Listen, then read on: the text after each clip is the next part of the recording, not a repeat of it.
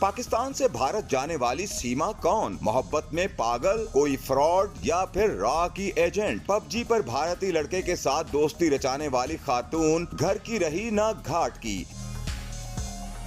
सीमा को जमानत पर रिहाई का परवाना मिला तो इंटरव्यू लेने वालों का तांता बंध गया। भारतीय टीवी इंडिया टुडे पर एक इंटरव्यू दिखाया गया। खुद को मुसलमान कहने वाली सीमा ने मजहब से मुतालिक पूछे जाने वाले किसी सवाल का जवाब सही ना दिया। खुद को मुसलमान कहने वाली सीमा को दीन की बुनियादी चीजें भी मालूम नहीं। जोहर में कितने होती हैं?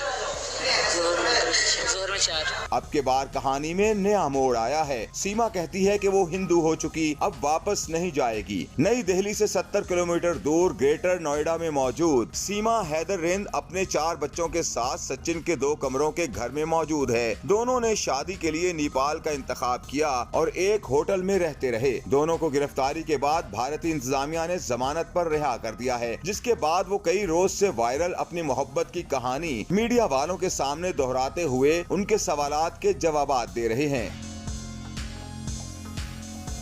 हिंदू बनने का ऐलान करने वाली सीमा को इस इंतहाई इकदाम के बावजूद भारत में शको शुबे की निगाह से देखा जा रहा है। कई मीडिया चैनल्स पर उन्हें पाकिस्तानी एजेंट भी करार दिया जा रहा है। वहीं भारतीय रिपोर्टर्स उन पर भारत के हक में नारे लगाने का प्रेशर भी डाल रहे हैं। पाकिस्तान में भी सोशल मीडिया पर सीमा की तस्वीर वायरल हैं और यहाँ उसे राह की एजेंट होने के इल्जाम का सामना है। अब सीमा पाकिस्तान की रही न भारत की। फिलहाल तो जमानत मिल गई, लेकिन अब मामला क्या रंग लाएगा ये तो वक्त ही बताएगा।